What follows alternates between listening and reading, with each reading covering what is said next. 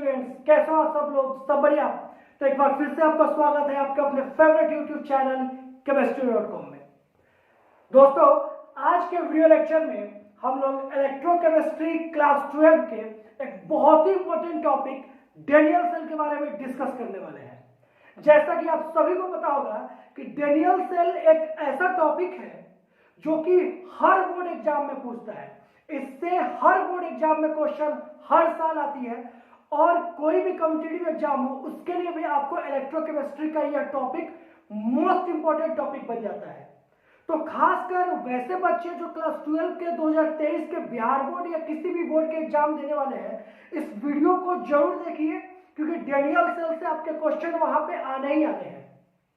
तो इस वीडियो के लास्ट तक आप बने रहिएगा क्योंकि इस वीडियो में हम लोग डेनियल सेल का निर्माण, डेनियल सेल की अर्ध सेल अभिक्रियाएं, डेनियल सेल की सेल अभिक्रिया, साथ ही साथ लवण सेतु का कार्य तथा डेनियल सेल कैसे कार्य करती है, इन सभी टॉपिक को डिस्कस करेंगे। तो टॉपिक को आगे बढ़ाते हैं और सबसे पहले डिस्कस करते हैं डेनियल सेल के निर्माण के बारे में कि डेनियल सेल का निर्माण कैसे होता है। बहुत इंटरेस्टिंग होगा, बहुत मजा आएगा, मैं आपको इस बात की गारंटी दे रहा हूं। बस आप वीडियो के अंत तक बने रहिएगा जरूर। तो देखिए, जैसा कि यहाँ पे देख रहे हो कि दो पात्र है, एक हमने पात्र ए लिया है और एक पात्र हमने बी लिया है। और पात्र ए में जो है हमने एक छड़ लिया है, इसको बोलते हैं हम लोग जिंक छड़। इसको क्या बोलते हैं हम लोग? जिंक छड़। और दूसरे पात्र में जो छड़ है इसको हम लोग बोलते हैं कॉपर छड़। जो पात्र ए में हमने विलयन लिया है यह ZnSO4 विलयन है और जो पात्र बी में विलयन है यह CuSO4 का विलयन है। दोस्तों, आपको पता होगा कि इलेक्ट्रोड का निर्माण कैसे किया जाता है। तो इलेक्ट्रोड का निर्माण, जिस धातु का इलेक्ट्रोड बनाना हो उस धातु के छड़ को उसी धातु के सल्फेट के विलयन में डुबो दीजिए और आपका इलेक्ट्रोड तैयार हो जाएगा। तो डेनियल सेल के लिए दो इलेक्ट्रोड हमने जिंक की छड़ और कॉपर की छड़ ली, इसे जिंक सल्फेट यानी ZnSO4 और CuSO4 के विलयन में डाला और हमने यहाँ पे क्या किया? इलेक्ट्रोड का निर्माण किया। क्लियर है? यहां तक किसी को कोई दिक्कत नहीं है। अब देखिए, यहाँ पे यू आकार की उल्टी नली डाली गई है, इसको हम लोग कहते हैं लवण सेतु। इसको हम लोग क्या कहते हैं? लवण सेतु। और यहां पर ये जो है ये हमारा मीटर है जो कि वोल्टेज को यानी करंट के धारा के प्रवाह को, करंट की दिशा को बताती है। क्लियर है दोस्तों? अब देखिए जहां पे अभिक्रियाएं क्या होती है इस बात को समझिएगा। डेनियल सेल में डेनियल सेल वर्क कैसे करता है, इसके कार्य के बारे में बात करेंगे। देखिए क्या होता है कि यहाँ पर दो प्रकार की अभिक्रियाएं होती है। सबसे पहले अगर बात करेंगे जो जिंक की छड़ है, तो जिंक की छड़ को हम लोग एनोड कहते हैं। क्या कहते हैं? इसको हम लोग कहते हैं एनोड। और जो कॉपर की छड़ होती है इस वाले इलेक्ट्रोड को हम लोग कैथोड इलेक्ट्रोड कहते हैं। तो अब आपको पता होगा कि कैथोड इलेक्ट्रोड मतलब यह धनायन इलेक्ट्रोड होगा और एनोड इलेक्ट्रोड मतलब यह क्या होगी? हमारी ऋणायन इलेक्ट्रोड होगी। अब यहाँ पर इसकी कार्य कैसे होगी? तो यहाँ पर जैसे कि मैंने आपको बताया कि यहाँ पे दो प्रकार की अभिक्रिया होती है। जो पहली अभिक्रिया होती है वह होती है हमारी ऑक्सीकरण की अभिक्रिया। क्या होती है? ऑक्सीकरण की अभिक्रिया। और जो दूसरी अभिक्रिया होती है वह होती है अवकरण की अभिक्रिया। ध्यान से समझिएगा दोस्तों इस बात को। यहां पर दो प्रकार की क्रियाएं होती है, एक क्रिया ऑक्सीकरण की होती है, दूसरी क्रिया अवकरण की होती है। ऑक्सीकरण की जो क्रिया होती है कहां होती है? जिंक यानी कि एनोड पर होगी और अवकरण की जो क्रिया होगी कहां पे होगी? कैथोड की होगी। तो ऑक्सीकरण की क्रिया क्या होती है? एनोड पर। और यह जो अवकरण की क्रिया है कहां होगी? यह कैथोड पर होगी। तो देखो दोस्तों, यहाँ पे क्या होता है कि जब ऑक्सीकरण की क्रिया एनोड पर होगी वहां पर जो जिंक की छड़ है, जो जिंक धातु है, जो जिंक के परमाणु है, Zn के जो परमाणु है यह बदल जाता है किसके रूप में? Zn++ आयन के रूप में। किसके रूप में? आयन के रूप में। और जो अवकरण की क्रिया होती है इससे कैथोड पर जो कॉपर परमाणु है यह कॉपर परमाणु बदल जाती है Cu++ पक्की बात है। तो ऑक्सीकरण क्रिया में क्या होती है, Zn प्लस प्लस आयन का निर्माण होता है, और अवकरण की क्रिया में क्या होती है, हमारी Cu प्लस प्लस आयन की निर्माण होती है। अब चूंकि यह जो प्रक्रिया है सतत चलते रहती है, यह कंटिन्यूअसली चलते रहती है, तो जब यह प्रक्रिया एकदम कंटिन्यूअसली चलेगी तो सोचो क्या होगा, यहां पर Zn प्लस प्लस आयन की अधिकता हो जाएगी, Zn प्लस प्लस की आयन की अधिकता हो जाएगी। कहां पर, ZnSO4 के विलयन में। इस ZnSO4 के विलयन में क्या हो जाएगा, Zn प्लस प्लस आयन की अधिकता हो जाएगी, और यह Zn प्लस आयन कहां पर चिपकना शुरू कर देगा दोस्तों, इस जिंक के छोर पे। कहां पर, इस जिंक के छोर पे। सेम वैसे ही अवकरण की अभिक्रिया में कैथोड पे जब Cu प्लस प्लस का निर्माण होगा तो Cu प्लस प्लस आयन की अधिकता हो जाएगी, कहां पर, CuSO4 के विलयन में, और यह आयन कहां चिपकना शुरू कर देगा, तो इस कॉपर की छड़ पे। तो सीधी सी बात क्या है कि जब यह अभिक्रिया होना शुरू होती है डैनियल सेल में, तो ZnSO4 में जिंक की अधिकता हो जाती है, zinc Zn plus plus ion की, और CuSO4 के विलयन में कॉपर प्लस प्लस आयन की क्या हो जाती है, अधिकतम मात्रा हो जाती है। अब यहां पर ध्यान देखिए क्या होगा कि जब CuSO4 में Cu प्लस प्लस आयन की अधिकता हो जाएगी, तो यहां जो होती है यह हमारी धन आयन की अधिकता, ZnSO4 में किसकी अधिकता है, धन आयन की, और CuSO4 में ऋण आयन की अधिकता अधिक है। तो जब CuSO4 में ऋण आयन की अधिकता अधिक हो जाएगी बाबू, तो क्या होगा कि कॉपर के छड़ पे ऋण आयन जाके चिपक जाएगी, और जब कॉपर के छड़ पे ऋण आयन जाके चिपकेगी तो क्या होगा, तो जो जिंक के तरफ से इलेक्ट्रॉन का प्रवाह है, अब देखिए जो इलेक्ट्रॉन का प्रवाह है जिंक के छड़ के तरफ से किसके तरफ, कॉपर के छड़ के तरफ, उसको क्या कर देगा, रोक देगा, क्योंकि इलेक्ट्रॉन नेगेटिव चार्ज पार्टिकल यहां पे ऑलरेडी ऋण आयन की अधिकता है, दोनों एक दूसरे का रिपल्सन प्रतिकर्षण करेगा, यह इसके पास जाने ही नहीं देगी। और जब इलेक्ट्रॉन का प्रवाह कॉपर के छड़ की तरफ नहीं होगा तो वहां पर विद्युत धारा का प्रवाह क्या हो जाएगा, रुक जाएगा, और अवरोध उत्पन्न करेगा कौन, यह एक्सेस मात्रा ऑफ ऋण आयन। क्लियर है। तो जब एक्सेस मात्रा ऑफ ऋण आयन विद्युत के प्रवाह को रोक देगा, मतलब सेल हमारा खत्म, टाटा बाय बाय फिनिश, ले भैया ओम्फो हो जाएगा। तो वहां पर लवण सेतु क्या आता है, हमारा उपयोग में आता है। और लवण सेतु क्या करती है कि लवण सेतु इस दोनों ZnSO4 और CuSO4 में जो आयन की अधिकता होती है, इसको यह क्या करती है, बैलेंस करके रखती है। इसको क्या करती है, यह बैलेंस करके रखती है, और इधर बैलेंस में रहो, दोनों अपने लिमिट में रहो।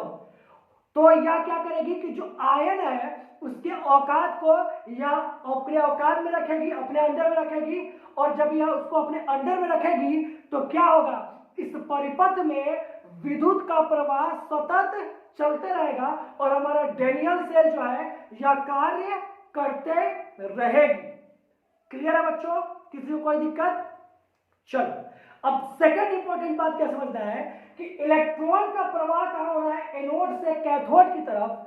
तो जो हमारी विद्युत धारा है इसकी प्रवाह कहां होगी, तो हमेशा याद रखिएगा कि विद्युत धारा का जो प्रवाह होता है वो इलेक्ट्रॉन के प्रवाह के विपरीत दिशा में होता है। तो इसका प्रवाह कहां पे होगा, इसके विपरीत दिशा में। क्लियर है बच्चों। तो दो चीजें हमने समझा, एक तो हमने ये समझा कि डैनियल सेल का निर्माण कैसे होता है, दूसरी बात हमने ये समझा कि डैनियल सेल की कार्य प्रणाली कैसे है, वो कैसे कार्य करती है। और एक चीज और इसमें हमने समझा है कि लवण सेतु क्या होता है और लवण सेतु क्या कार्य करती है।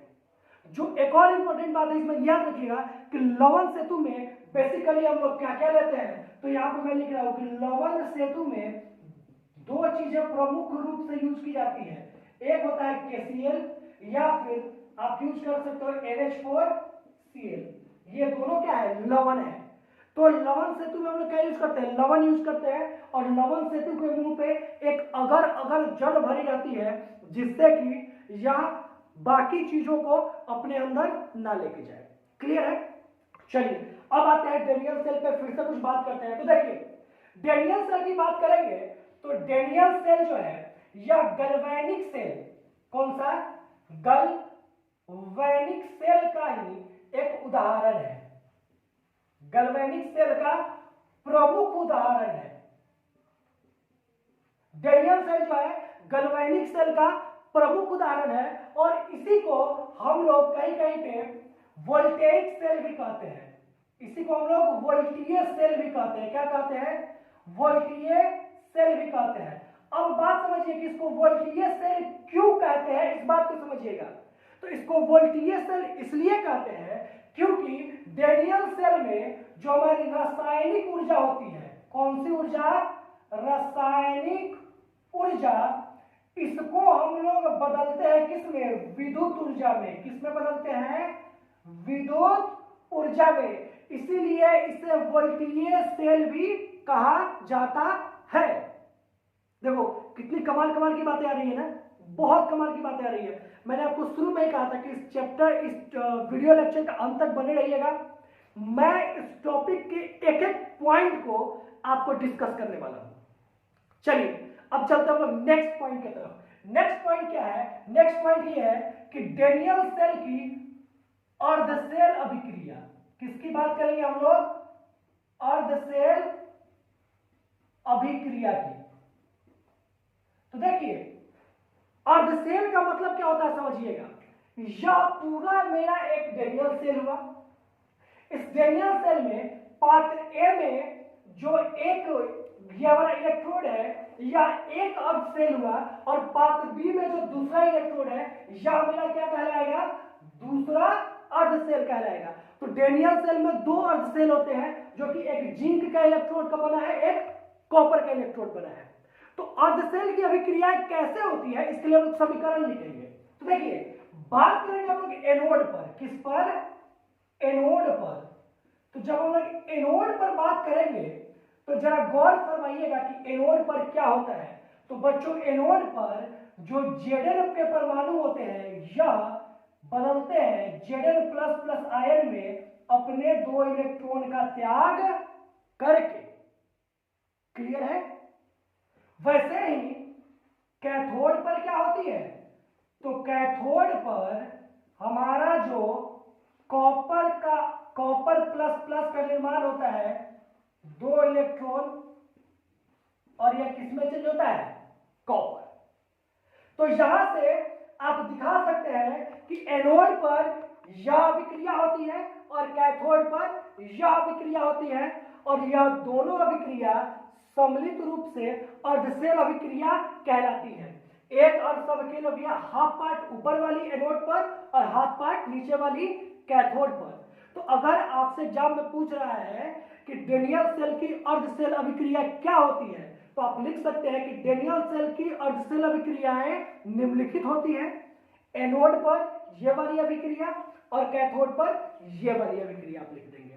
क्लियर है बच्चों, किसी को कोई दिक्कत, कोई दिक्कत होना ही नहीं है, बिल्कुल मक्खन चल रहा है ये क्लास, को जबरदस्त क्लास चल रही है। अब देखिए अब लास्ट आता है डेनियल सेल की सेल अभिक्रिया, डेनियल सेल की सेल अभिक्रिया या इसी को आप कह लीजिए पूर्ण अभिक्रिया, यानी पूरे डेनियल सेल का पूर्ण अभिक्रिया क्या होता है, ये चीज हम लोग को समझना है। तो देखिए डेनियल सेल की सेल अभिक्रिया या पूर्ण अभिक्रिया लिखते हैं कैसे, ध्यान समझिएगा। सबसे पहले हम लोग एनोड वाले पार्ट को लिखेंगे। तो एनोड पर Zn एक सिंगल सा डंडा देंगे और फिर लिखेंगे यहाँ पर Zn++ और यहाँ पर हम लोग विलयन की सांद्रता को लिखते हैं और यहाँ पर बीच में हम देंगे क्या, डबल डंडा और फिर यहाँ पर क्या लिखेंगे हम लोग, कॉपर सिंगल डंडा, कॉपर++ 1m विलयन की सांद्रता को। कौन सा विलयन, ZnSO4 और CuSO4 वाले विलयन की। क्लियर है दोस्तों। तो ये रही हमारी सेल अभिक्रिया डेनियल सेल की और ये रही हमारी पूर्ण अभिक्रिया यानी कि सेल अभिक्रिया किसकी, डेनियल सेल की। क्लियर है दोस्तों। तो बताओ कि इस वीडियो लेक्चर में हमने क्या क्या सीखा। तो इस वीडियो लेक्चर में हमने सीखा डेनियल सेल क्या होता है, डेनियल सेल का निर्माण कैसे होता है, डेनियल सेल कैसे कार्य करती है, लवण सेतु का इसमें क्या कार्य है, लवण सेतु क्या होता है, लवण सेतु कैसे इसको बैलेंस करती है, इसकी अर्धसेल अभिक्रिया क्या होती है, इसकी सेल अभिक्रिया क्या होती है, इसको वोल्टीय सेल क्यों कहते हैं, इन सारे चीजों का जवाब, इन सारे प्रश्नों का जवाब आपको मिला कहां पे, इस वीडियो लेक्चर में। और मैं फिर से एक बार रिपीट करता हूं कि यह वीडियो लेक्चर आपके बोर्ड एग्जाम के लिए मोस्ट वीवीआई है, मोस्ट वीवीआई है। क्लियर दोस्तों? तो इस वीडियो को अच्छे से देखिए, प्रिपेयर कीजिए, और वीडियो अगर पसंद आ रहा है तो वीडियो को लाइक, कमेंट और साथ ही साथ दोस्तों के साथ शेयर भी कीजिए ताकि वो भी इस वीडियो से पढ़ सके। और हाँ, अभी तक आपने अगर इस चैनल को सब्सक्राइब नहीं किया है तो प्लीज सब्सक्राइब करके बेल आइकन को दबा दीजिए ताकि जब भी कोई नई वीडियो आएगी वो सीधे आप तक सबसे पहले पहुंचेगा। तो अच्छे से पढ़ाई कीजिए, मिलते हैं नेक्स्ट वीडियो में नेक्स्ट इंपॉर्टेंट टॉपिक के साथ। Till then have a good day.